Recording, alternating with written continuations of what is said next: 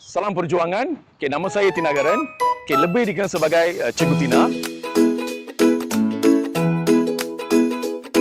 Saya merupakan calon bagi Parti Sosialis Malaysia. Bagi Dun Rahang N22. Umur saya 49. Saya telah pun berkahwin dan mempunyai 3 orang anak. Saya sebenarnya merupakan seorang aktivis lah. Dari sejak tahun 2000. Ketika umur saya lebih kurang 23 tahun lah. Kalau kita tengok perjalanan saya dalam sebagai seorang aktivis pada umur ketika itu pada tahun 2000, ayah saya lah membuat perniagaan, membawa what they call pekerja van kilang. So saya pun turut melibatkan dirilah. Lebih kurang 9 tahun saya menjadi sebagai pemandu van kilang. So pada ketika itu ada beberapa isu lah yang tidak berpuas hati, so, mengenai permit, mengenai lesen PSB and everything. So masa itulah saya rasa memang tidak adil lah. Jadi saya mengambil inisiatif untuk membuat satu demonstrasi, Kita buat satu piket, turun ramai van driver, dan kita buat satu protes.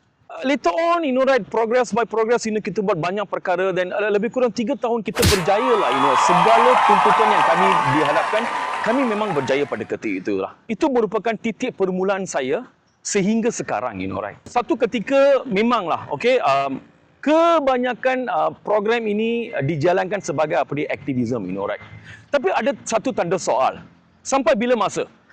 Sebab apa parti yang pada ketika itu mereka tidak begitu progresif, Mereka tidak mengetengahkan isu-isu rakyat marhain, Sebab pada ketika itu memang ada banyak isu perumahan, isu penduduk luar bandar, estates, a lot of issues going on over there. Jadi masa itulah rakyat sendiri memberi pandangan dan idea lah, di mana why not we open a political party which khusus untuk kepada rakyat marhain, membawa isu-isu rakyat marhain ke dalam Dewan Undangan Negeri ataupun ke parlimen lah. Alright.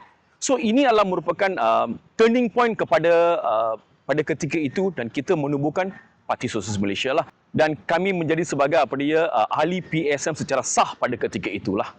Saya sudah berhijrah ke negeri Sembilan pada tahun 2005 lah. So sejak daripada itu kami telah menubuhkan satu cawangan di sini, dan kita menjalankan gerak kerja akar umbi di sinilah. Banyak issues lah, macam Kampung Hakka, lepas tu ladang Keribi, perjuangan perumahan lebih kurang 20 tahun, dan Getco. Dan ada lagi lah banyak gerak kerja-kerja, dan terutamanya macam pekerja lah, I rasa mungkin lebih kurang 300-400 kes saya telah buat. Baru 2 hari, not 2 hari lah, sorry lah, lebih kurang seminggu, last week, saya telah menang, kes ini. So bagi saya ini adalah pendirian saya lah, di mana saya tidak perlukan duit apapun. I don't want anything about that. So very important is untuk menegakkan hak. Saya tahu bagaimana untuk buat, so saya mengajar, bukan saya tolong, saya mengajar setiap pekerja. Kalau saya tolong mungkin dia tak tahu. Saya akan mengajar setiap pekerja, di mana pekerja itu lain kali ada masalah, mereka boleh tolong orang lain. So that is what we do lah, So I rasa ada juga kes-kes lepas itu pekerja-pekerja saya pernah tolong, mereka tolong pekerja lain. So itulah merupakan satu komitmen lah bagi saya.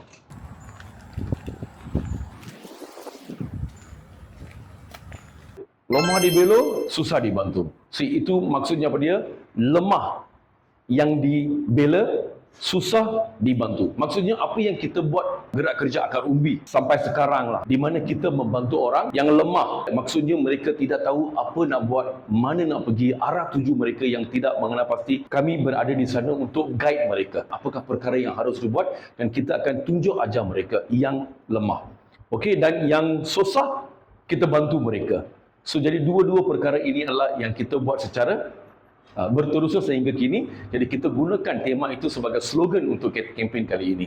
Saya rasa kita akan menjadi satu parti yang menjadi sebagai check and balance lah, ataupun semak dan seimbang, alright, di mana kita boleh melihat apakah polisi-polisi yang dibawa oleh kerajaan-kerajaan yang ada pada masa ketika itu telah.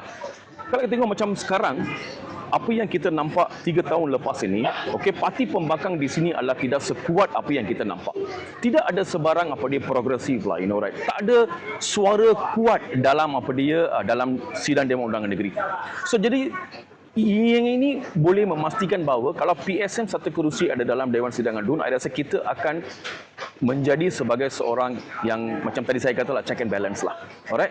So itu I rasa very important thing, sangat penting di mana seorang daripada Parti Sosialis Malaysia memasuki dalam Dewan Persidangan dulu.